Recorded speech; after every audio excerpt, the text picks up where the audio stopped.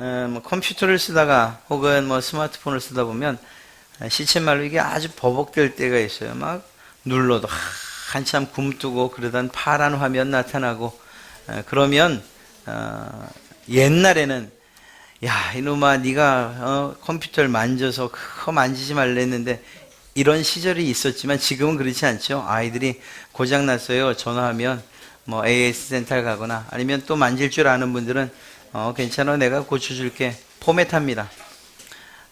또 공장 초기화를 하거나 아니면 리셋 버튼을 누르거나 그러면 처음부터 원래 있던 모습 그대로 다시 실행이 됩니다. 아주 쾌적한 환경에서 그러한 것들을 사용할 수가 있게 되죠. 하나님께서 인간들의 죄악이 세상에 가득함을 보시고 그리고 아마도 이 기능을 사용하지 않으셨는가. 참 안타까운 일이지만 우리가 지난주에 살펴봤던 내용이 바로 그것이었습니다. 노아와 그리고 그 시대에 있었던 홍수, 하나님의 심판. 우리가 지금 이 가스펠 프로젝트라는 그러한 교재를 가지고서 하나님의 말씀을 나누는데 참 감사하게도 처음부터 이렇게 함께 곱씹어 볼 수 있는 그러한 내용들 그리고 연결되는 내용들이어서 참 좋습니다. 하나님께서 세상을 창조하시고 또 온 우주 만물을 만드신 다음에 그곳에 사람을 두시고 그 사람을 위해서 이 모든 것이 다 내 것이다. 이 땅에 충만해라. 땅을 정복하라. 이렇게 또 다스리라 말씀하셨죠. 그대로 살았더라면 참 좋았는데 그만 아담과 하와가 죄를 짓게 돼요. 그 죄는 과일 하나 먹은 것에 불과합니다. 그러나 그 죄가 아무것도 아닌 것 같았지만 자신들을 수치 가운데로 부끄러움 가운데로 그냥 몰아내었고 무엇보다 하나님의 낯을 피하게 만들었다는 것입니다. 나무에 뒤에 숨기도 하고 자기들 스스로 가리우기도 하고 이러한 죄의 시작이 결국은 점점점 커지고 그리고 확산되기 시작하는데 그의 자녀인 가인이 큰아들이 그만 동생 아벨을 죽이기까지 되죠.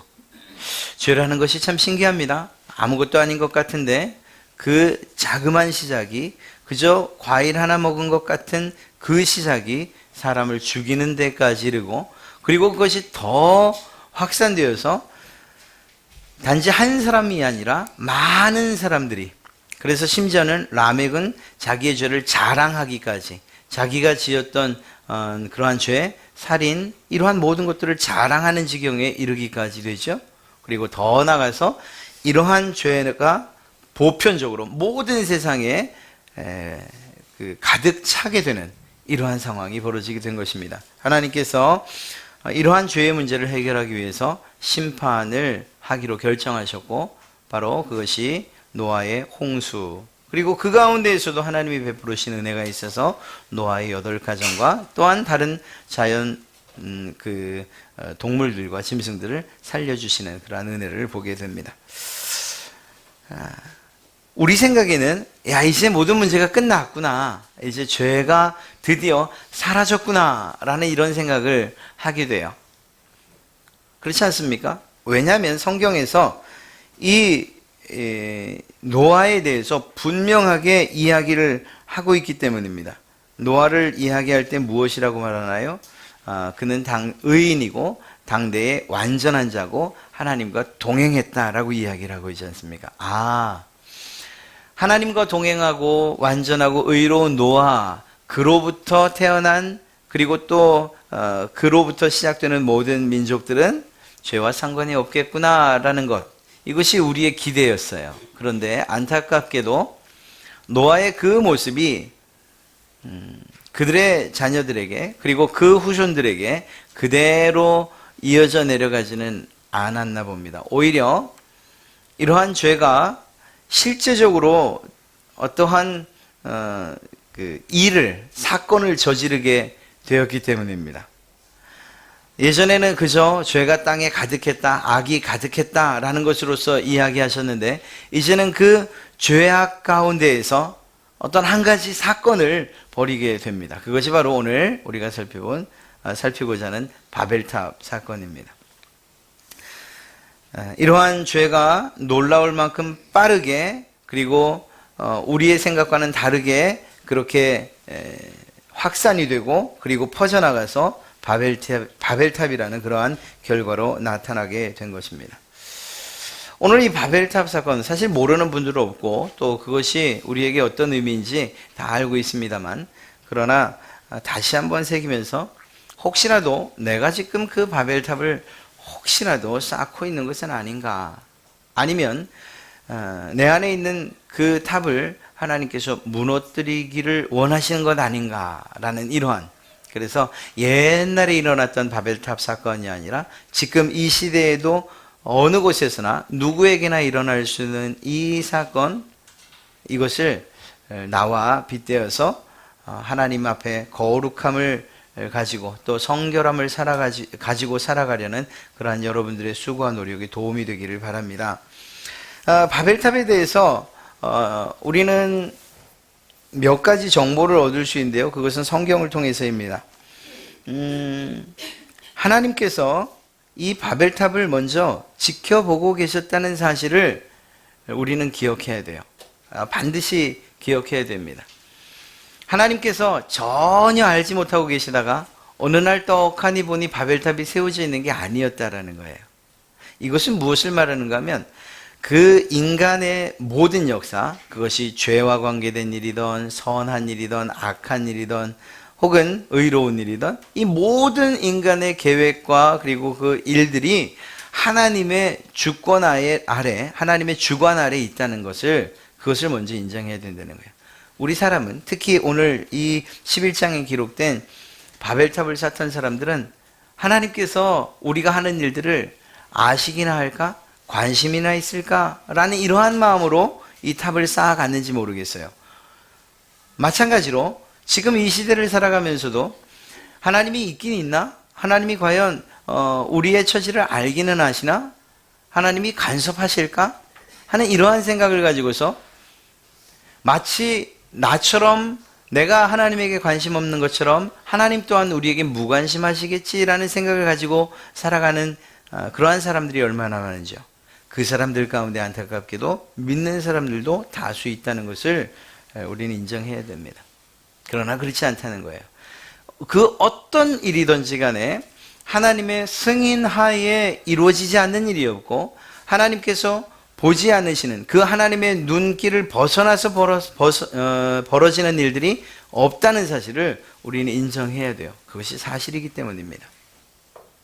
이것은 이후 결론 부분에 가서 이야기할 것이지만 하나님께서 나를 주목하고 계시다는 것, 내 삶을 알고 계시다는 것, 이것을 또 다른 표현으로 하면 하나님 앞에서 내가 지금 살고 있습니다 라는 이러한 마음으로 우리가 살아갈 때 우리가 하나님께서 기뻐하시는 삶을 살아갈 수 있기 때문입니다. 어찌 보면 이 바벨탑을 쌓던 사람들은 하나님께서 과연 날 아실까? 내가 지금 이렇게 하고 있는 일들을, 이러한 하나님에 대한 자신들의 무관심, 그리고 또한 자신들의 하고 있는 이 계획과 일에 대해서 하나님이 모르실 것이라는 하나님에 대한 무지로부터 시작된 일이라고 이야기할 수 있기 때문입니다. 성경에 이 바벨탑을 쌓는 사람들의 이야기를 순서적으로 어떤 한 문장으로 표현하고 있는 것을 우리는 보게 됩니다. 2절인데요. 이에 그들이 동방으로 옮기다가 라고 시작합니다.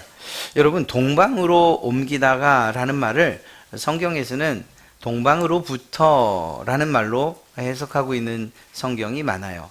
동방으로부터 멀리 떨어져 가는 것을 이야기하죠. 에덴 동산에서 그 동편에, 그리고 또 그곳으로부터 또 다른 편으로 옮겨가는 것을 이야기합니다. 이것을 조금 좀 확대해서 해석하면 그렇게 이야기할 수 있어요. 하나님의 관심으로부터 점점점 멀리 떨어져 나가길 원하는, 그것은 사실 죄의 습성이기도 하고요, 또한 죄의 결과이기도 합니다. 죄가 우리 가운데 있지 않을 때는 하나님과 함께 있는 것들을 기뻐하고 즐거워하고 하나님께서 우리에게 관심을, 또한 우리가 하나님에게 사랑받는 것을 너무나도 자연스러워했는데 죄가 들어온 이후에 하나님을 멀리하고 그분으로부터 멀어지려는 이러한 경향이 계속적으로 죄의 결과로 나타나기 때문입니다. 그런 면에서 볼 때에 이 동방으로 옮겼다라는 것을 그저 동쪽 방향으로 갔다 혹은 동쪽으로부터 옮겨갔다라는 이러한 의미보다는 하나님 중심적인 사고로부터 떨어져 나간, 하나님을 중심으로 사는 그 생각 자체를 버린 것으로 이해해도 결코 틀리지 않을 것입니다. 또 한 가지를 이야기하고 있죠. 서로 말하되라고 되어 있습니다. 서로 말하되. 여러분, 사실 성경상에서 하나님과 동행하는 사람들의 공통점이 무엇인가 살피면 그들의 성공 그리고 또 실패를 이야기할 때에 그 기준은 하나님과 말하냐, 즉 하나님과 하나님의 뜻을 묻고 행하냐 그렇지 않느냐 하는 이것이 가장 큰 차이점이라고 말할 수 있어요. 다윗이라고 하는 사람을 볼 때에 다윗이 하나님에게 묻고 행했던 때의 그 결과와 묻지 않고 자기의 뜻대로 했을 때의 그 결과가 상이하게 다른 것을 볼 수가 있습니다. 이것은 하나님을 믿는 하나님의 백성들에게 있어서는 사실은 가장 중요한 문제이기 때문에 그렇습니다. 이들이 서로 말했다는 것, 서로 말할 수 있죠. 그게 뭐가 큰 일이겠습니까? 그러나 성경에 이렇게 기록되었다는 것이 무엇을 의미할까? 하나님의 뜻에 대해서는 무관심하고 하나님의 뜻을 물으려고 하지 않았던, 즉 하나님에게로부터 하나님에 대한 전혀 의식이 없었다는 것을 의미하는 것일 수 있다는 거예요. 그렇게 봐도 결코 틀리지 않습니다. 왜냐하면 그들이 했던 그 이후의 일들이 하나님께서 기뻐하지 않는 일이라는 것을 우리가 알기 때문에 말이죠.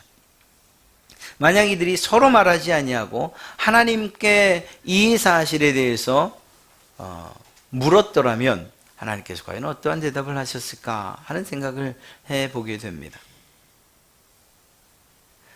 우리의 뜻대로 하는 것들이 대부분 사실은 문제가 있는 거예요. 노아와 그의 후손들에게 주신 임무가 무엇이었어요? 그것은 사실은 하나님의 명령에 따라서 거룩함과 순결함을 유지해가고 하나님의 백성으로서 그리고 만들어진 창조의 목적대로 살아가는 것이었습니다. 그러나 그러한 임무와 그러한 사명에는 전혀 관심이 없었어요. 그저 하나님에 대한 생각이 없었다고 말하는 것이 옳습니다. 그래서 서로 말하는 일들이 있는 거죠. 사람과 사람 사이의 대화가 결코 우리의 신앙에 대부분 도움되지 않는다는 것. 어찌 보면 더 정확하게 말하면 하나님께서 우리에게 말씀하실 기회를 드려야 하고 또한 묻는 것이 옳다라는 것입니다. 하나님의 뜻대로 움직여가는 것, 그리고 그분의 뜻대로 살아가는 것, 이것을 하나님께서 기뻐하신다는 사실을 우리가 알 수 있는 거죠. 또한 그리고 이야기합니다. 우리가 어떻게 해요? 벽돌을 만들고 역청으로 진흙을 대신해서 자, 성읍과 탑을 건설하여 그 탑 꼭대기를 하늘에 닿게 하자. 사실은 이것이 바벨탑에서의 가장 중요한 죄의 핵심이라고 이야기할 수 있습니다. 여러분, 이렇게 그 탑 꼭대기를 하늘에 닿게 하자라고 할 때에 우리가 지금까지 쭉 봐왔던 그러한 말씀 가운데 어느 부분이 생각나시나요? 아마도 여러분들도 저와 동일할 것입니다. 창세기 3장 5절에 뱀이 하는 이야기입니다. 너희가 그것을 먹는 날에는 너희 눈이 밝아져 하나님과 같이 될 것이라는 이 뱀의 유혹. 그리고 그 유혹에 따라서 그 과일을 먹었고, 그 유혹에 따라서 하나님과 같이 될 것이라는 그 생각을 가지고 지금 탑을 쌓아 올라가고 있는 것 아닙니까? 이제는 다른 유혹이 아니라 그들 스스로 말하는 거예요. 스스로 말하기를 이제 성읍과 탑을 건설하여 그 탑 꼭대기를 하늘에 닿게 하자. 여러분, 이 바벨이란 뜻이 하늘의 문이란 뜻도 있어요. 번잡, 혼란 이러한 의미도 있지만 하늘의 문이라. 하늘의 문을 열어 도대체 무엇을 하겠다는 것인가? 하나님과 같이 되고자 하는 그러한 마음들이 이들에게 있었다라는 사실을 우리는 알 수 있습니다. 더 중요한 것은요, 그들이 그렇게 쌓아서 무엇을 하려고 했는가? 우리의 이름을 내자라고 말하더라는 거예요. 우리의 이름을 내자. 우리 사람의 인생의 목적이 무엇일까요? 하나님께서 우리를 왜 만드셨을까? 이렇게 이쁜 꽃을 보면 우리는 그렇게 생각을 해요. 참 이쁘다. 그저 이쁜 것만으로 끝나는 것. 그러니까 어떤 개체가 가지고 있는 특성만을 느끼는 게 아니고요. 그것을 통해서 감정적으로 혹은 감성적으로 또 우리 정신적으로 또 심지어는 육체적으로 우리가 기쁨을 느끼고 행복을 느껴요. 사실 이게 창조의 목적대로 지금 이곳에 피어 있는 거예요. 비록 뿌리는 잘렸지만 말이에요. 모든 세상 피조물들은 하나님께서 바로 여러분들을 위해서, 사람을 위해서, 그들의 기쁨과 행복을 위해서 만들어 주었다라고 해도 결코 틀리지 않습니다. 그렇다면 그 모든 행복과 기쁨을 누리는 사람은 과연 무엇을 위해서 하나님이 만드셨겠는가? 이 관계 똑같아요. 피조물들과 사람의 관계와 똑같다는 거예요. 하나님께서 사람을 만드신 이유는 그 사람을 통해서 하나님께서 기뻐하시고 행복 누리시기 위함이라고 해도 틀리지 않습니다. 물론 일방적으로 하나님에게 기쁨과 행복을 드리는 그런 존재가 아니고요. 그 사실만으로도 하나님께서 우리를 통해 기뻐하신다는 사실만으로도 우리는 충분히 행복을 누릴 수 있는 그러한 존재로 하나님이 만드셨다는 거예요. 이걸 좀 어렵게 이야기하면 하나님께서 영광 받으시기 위하여 우리를 만드셨다고 성경은 이야기하고 있어요. 우리의 인생의 목적은 하나님께 영광 올려드리는, 좀 쉽게 말하면 하나님께서 기뻐하시고 하나님께서 행복해 하시는 이 일을 위해서 만들어진 존재라고 해도 틀리잖아요. 다시 말씀드리지만 하나님만의 행복, 하나님만의 기쁨이 아니고 이것은 우리에게 더 큰 행복과 기쁨으로 차오르는 것이죠.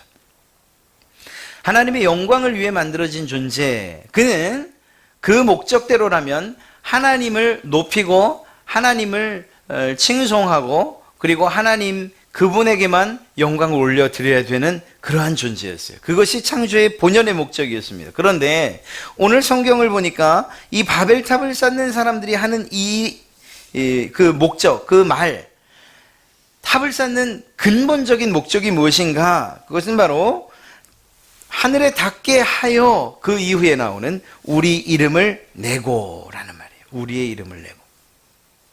이 말을 바꿔 이야기하면 하나님께 영광이 아니라 우리의 영광을 우리가 스스로 취하자라는 이러한 이야기와 결코 다르지 않은 것입니다.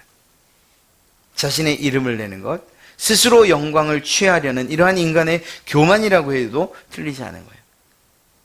이것이 바벨탑 사건의 핵심입니다. 하나님은 우리를 통해서 하나님이 영광 받으시길 원하는데 우리는 하나님에게 우리가 올려드릴 그 영광을 올려드리고 싶지 않습니다. 그 영광은 제가 취하겠습니다. 우리가 서로 나누어 갖겠습니다. 어떻게? 높이 탑을 쌓고 그리고 그 탑 위에서 하나님이 아닌 우리가 영광 받겠습니다라고 하는 그러한 말과도 같은 것이죠. 하나님을 높이도록 창조된, 그렇게 살도록 창조된 인간들이 하나님이 아닌 스스로 영광을 취함으로 창조의 목적에 어긋난 그러한 삶을 살고 있는 아주 죄악된 모습이라고 할 수 있는 거예요. 또한 지면의 흩어짐을 면하자라고 이야기하고 있습니다. 사실 하나님께서 사람을 만드시고 그들에게 명령하신 그 명령이 무엇인가 하면 생육하고 번성하여 땅에 충만하라라는 내용이었어요. 땅에 충만하라고요.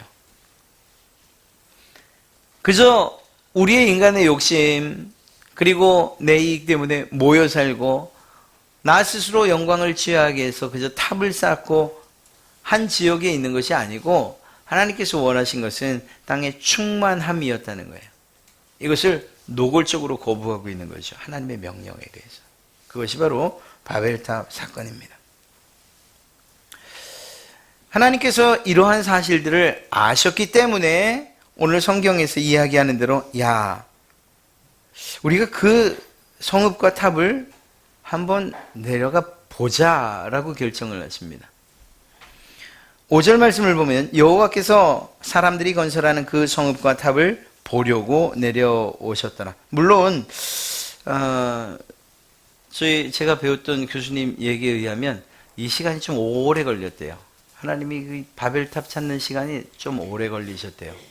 하나님 생각에는 그래 너희들이 얼마나 크게 지었나 한번 보자. 그러고 내려오셨는데 도대체 어디에 지었는지를 찾을 수가 없는 거예요. 너무 작아갖고.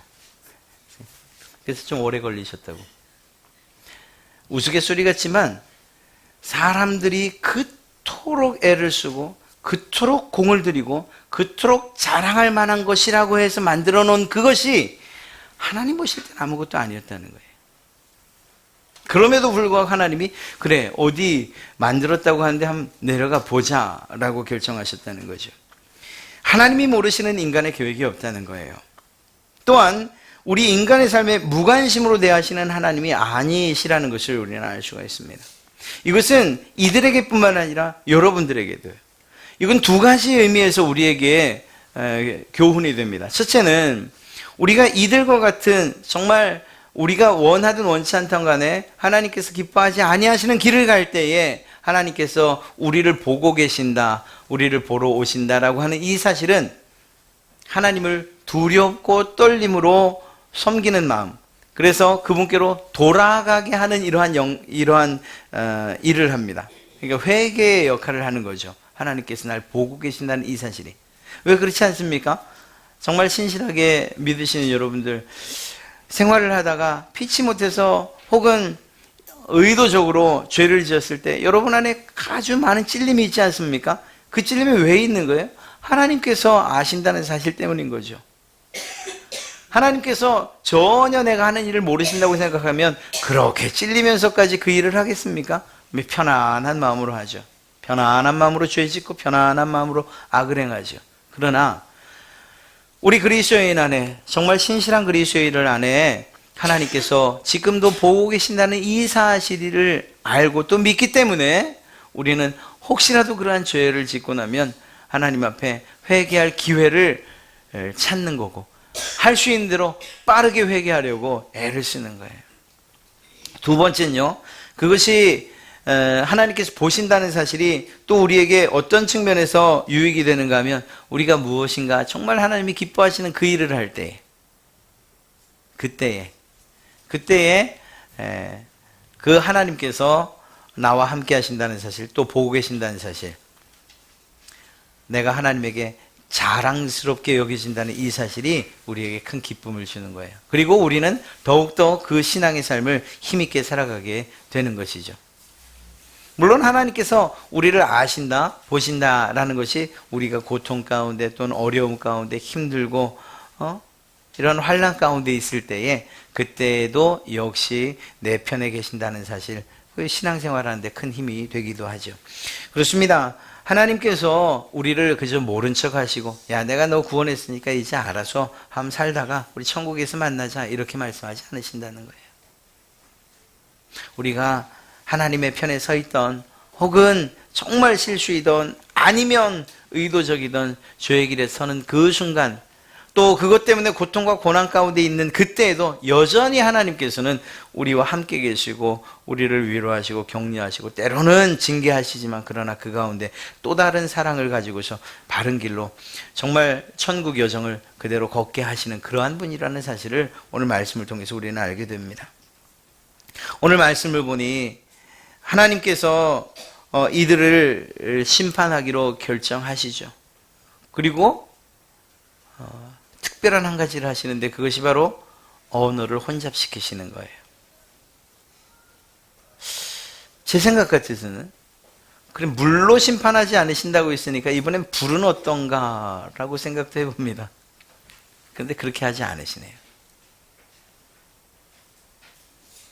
말을 흩으시는 것 하나로 그들을 심판하시고 그들의 죄를 멈추게 하셨다는 거예요. 물론 이것이 영구적으로 멈추시진 않습니다. 그 당시 말이 흩어져 말이 통하지 않아 다 흩어졌지만, 그래도 또 우리가 지금 한국 사람들이 우리 한국말이라는 것으로서 서로 통하고 있는 것처럼 또다시 말이 통하게 됐을 것이고, 그런 가운데에선 여전히 또 죄악들이 계속해서 자라가고 있었을 거예요. 자라갔을 거예요. 지금도 그러니까 말입니다. 그러나 적어도 그 바벨탑 사건을 통해서 그 말을 흩으시는 것으로서 죄를 지연하시는, 이 악한 일을 행하는 일들을 멈추시는 이러한 일들을 하나님께서 하셨다는 것을 보게 됩니다. 여러분, 하나님이 하시는 일이 참 놀라워요. 심판을 하시는데 그 가운데에 하나님의 자비하심과 하나님의 긍휼하심과 사랑이 담겨 있다니까요. 지난주에도 말씀드렸던 것처럼 죄악을 지은, 그래서 하나님으로부터 떠나고 숨으려고 했던 그 아담과 하와, 그 수치와 부끄러움을 가리려고 무화과 잎으로 옷을 입었던 그 하와, 아담, 그들에게 하나님이 분명하게 그들의 책임을 물으시죠. 그리고 그들이 받아야 될 저주의 내용을 이야기하시죠. 그러나 동시에 그들에게 가죽옷을 입히시는, 하나님이 직접 만드신 그 피조물 가운데 어느 하나를 잡으시고 그 가죽을 가지고서 옷을 만들어 주시는 그러한 긍휼하심을 베푸셨다니까요. 가인이 자기 동생을 죽이는 그 죄에 대해서 저주를 하셨지만, 저주를 선언하셨지만, 그럼에도 불구하고 그가 만나는 사람들로부터 죽임당하지 않도록 표를 주셨다니까요. 홍수를 가지고서 온 세상을 쓸어버리셨지만 그 가운데에서 노아의 가족을 택하시고 그리고 그들에게 하나님의 사랑과 긍휼을 나타내 보이셨다니까요. 저는 이 노아의 의로움, 노아의 완전함, 노아가 하나님과 동행했다라는 이 사실을 좀 액면 그대로 보지 않아요. 사실은 액면 그대로 봐야 되는데 어떤 의미인가 하면요, 정말 노아가 그렇게 의로웠을까? 정말 노아가 그렇게 완전했을까? 정말 노아가 하나님 보실 때에 하나님과 늘 동행하는 사람이었을까? 저는 어떻게 보는가 하면 하나님께서 그렇게 인정해 주신 것이라고 봐요.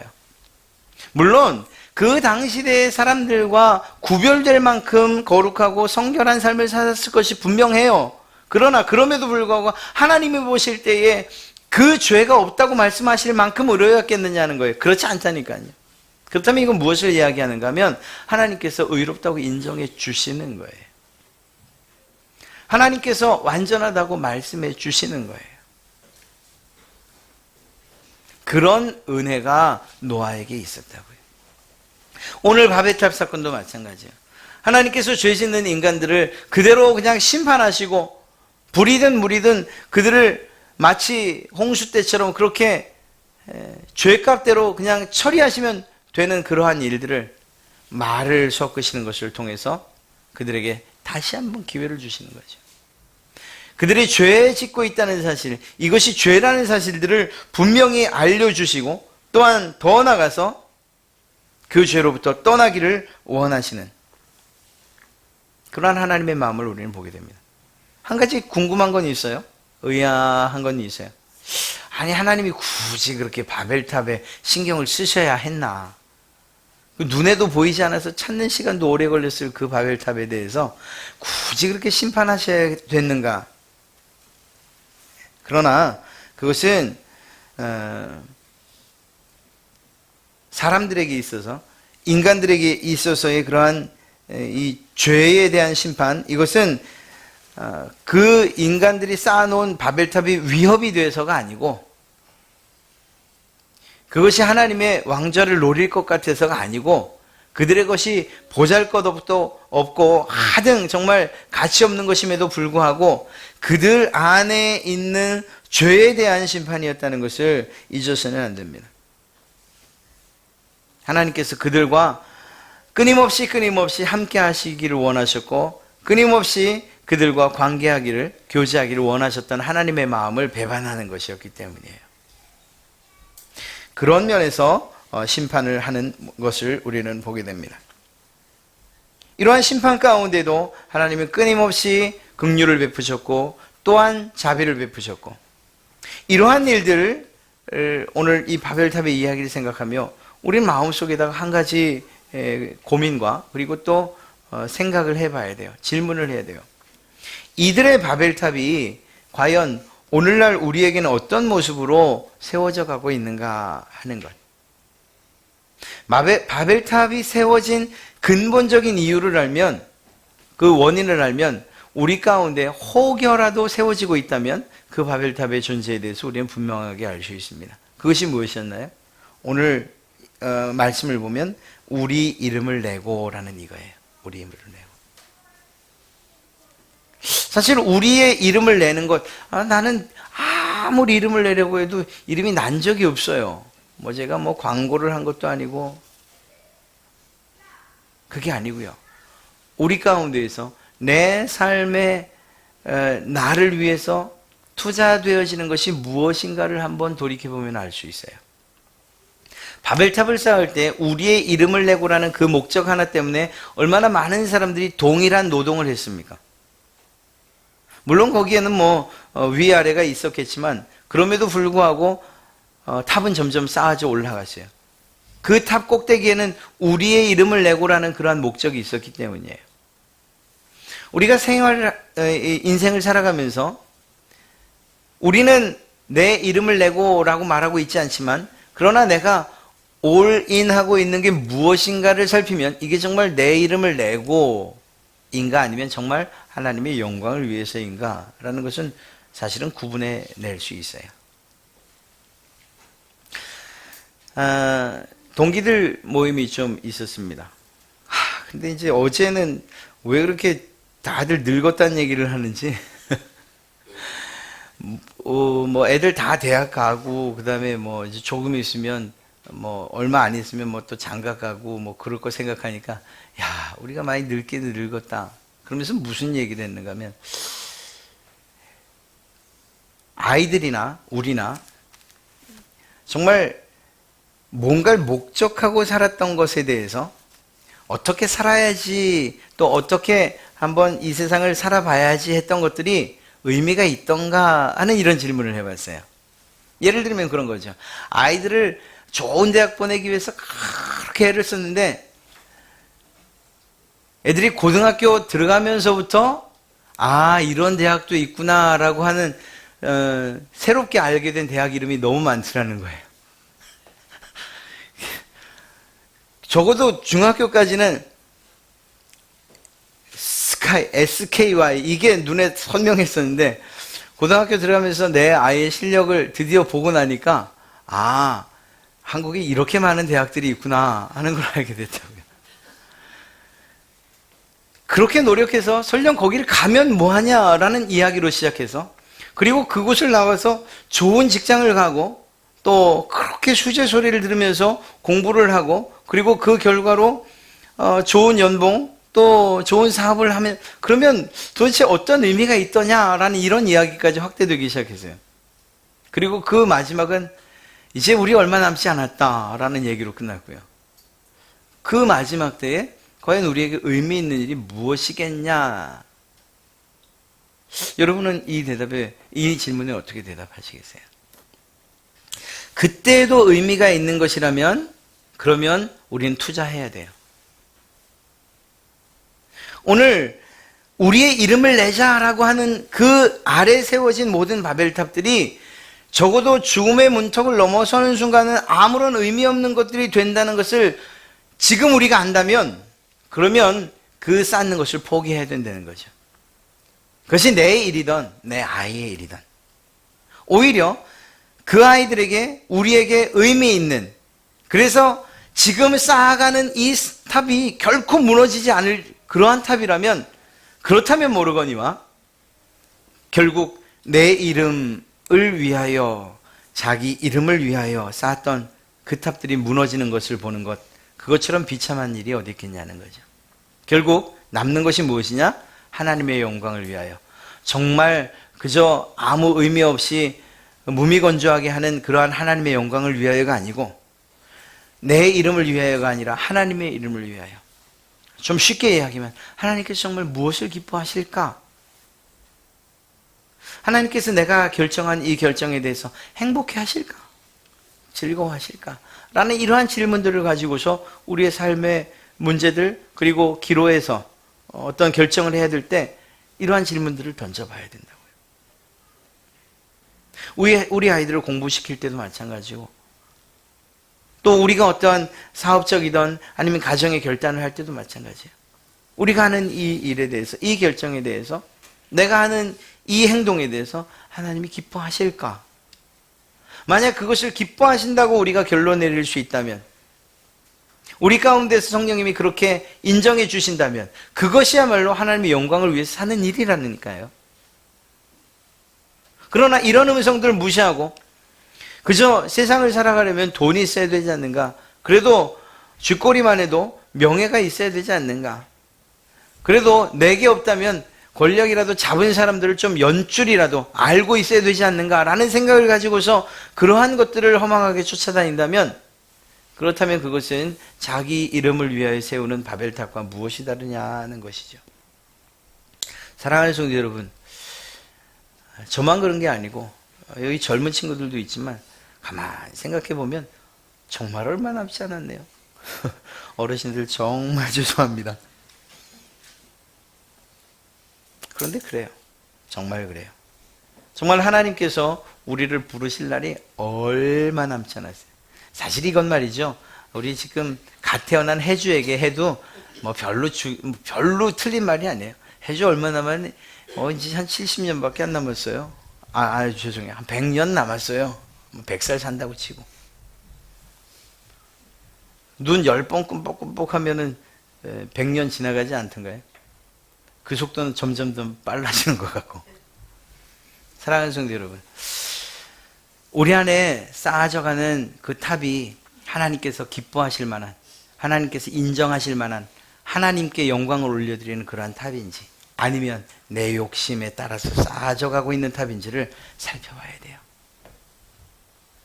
만약 그것이 하나님이 기뻐하지 않는다면 하나님이 허무시기 전에 우리의 손으로 그것들을 부수어야 할 줄로 믿습니다. 그 일을 하나님이 얼마나 기뻐하실지 알 수가 없어요. 바닷가에 가서 모래성 쌓아보셨잖아요. 이야, 정말 성 쌓기가 그렇게 쉽다면 그냥 물에 적신 모래 가지고서 그냥 쌓아주기만 하면 되잖아요. 큰 파도 한 번 치면 다 허물어지고 말지만 말입니다. 죽음이란 파도가 우리 가운데 확 몰려올 때에, 그때에도 경고히 남아있는, 그때에도 쓰러지지 않는, 그때에 하나님께서 그제서야 인정하시는 그러한 탑이 있다면 그 탑 쌓기에 전념하시고 또한 노력하십시오. 그게 뭐냐고요? 내 이름이 아니라, 그리고 오늘 이 이야기했던 그 내용들을 뒤집어 이야기하면 돼요. 하나님을 떠나는 것이 아니라 하나님께로 더 가까이 나가는 삶. 서로 말하는 것이 아니라 하나님과 이야기하고 하나님의 뜻을 묻는 그러한 삶 말입니다. 내 이름을 내는 것 아니고 하나님의 그런 영광을 탈취하는 것이 아니고 하나님의 영광을 위해서 사는 그런 삶 말입니다. 그때 흩어졌던 언어가 하나님과 우리 사이에 갈라졌던 그 간격이, 그 담이 허물어지고 메꿔지는 일들이 있을 것이고, 그리고 우리가 기도하며 하는 일들, 물으며 하는 그 모든 일들이 의미 있는, 하나님께서 기뻐하시는 아름다운 탑이 될 줄로 믿습니다. 사랑하는 성도 여러분, 다음 한 주간도 그러한 질문들을 끊임없이 또 수시로 하세요. 야, 이거 정말 하나님이 기뻐하실 만한 일인가? 내가 이렇게 결정하는 것, 이렇게 말하는 것, 하나님이 행복해 하실까? 너 잘했다고, 너 정말 잘했다고 인정하실까?